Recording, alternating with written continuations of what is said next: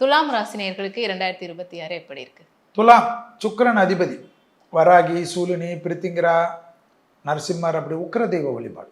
சனி உச்சமான ராசி.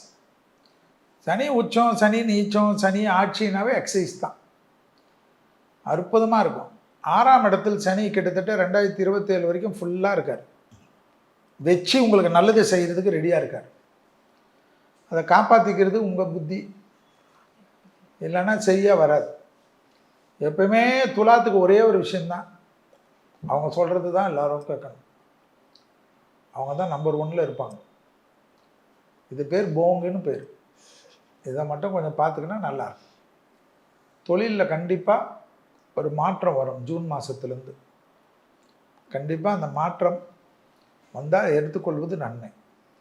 கன்ஃபார்மாக துளாராசிக்கு allergy, joint pains, கீழே முதுகில் எக்ஸசைஸ் பண்ணலன்னா கண்டிப்பாக முதுகுலேருந்து காலுக்கு போகிற நரம்பு தொந்தரவு பண்ணும்.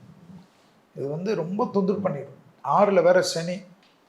ஸோ அப்படியே அந்த ஃபிட்னஸ்க்கு ஸ்ட்ரெச்சிங் எக்ஸசைஸ் தான் பெரிய அதிர்ஷ்டம்.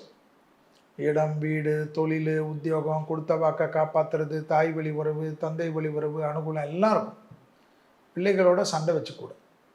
சுபகாரியங்கள் டக்கு டக்குன்னு நடக்கும். எப்போத்துலேருந்து நடக்கும்? மே 14லேருந்து நடக்கும்.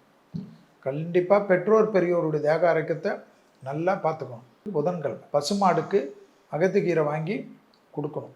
அது ரொம்ப முக்கியம். புதன்கிழமை பசுமாடுக்கு வாங்கி கொடுக்க யோக பலத்தை அதிகமாக பெற்றுத்தரும். துளாராசிக்காரர்களுக்கு கண்டிப்பாக சுபகாரிய அமைப்பை விடாமல் பார்த்துக்கிறது. இந்த வருஷமே நல்லா இருக்குது. அதனால் சும்மா யோசிச்சுக்கினே இல்லாமல் நல்லது பண்ணுங்கள். பிள்ளைகளோட தகராறு வச்சுக்காதீங்க. அபிராமி அந்தாதியில் இருக்கக்கூடிய 40வது பாடல், 59வது பாடல், 75வது பாடலை கேட்பதன் மூலியமாக பூர்வ புண்ணியத்தை ரீஜுவனேட் பண்ணி பலமாக ஆக்கிக் கொள்வது உங்களுடைய சாமர்த்தியம்.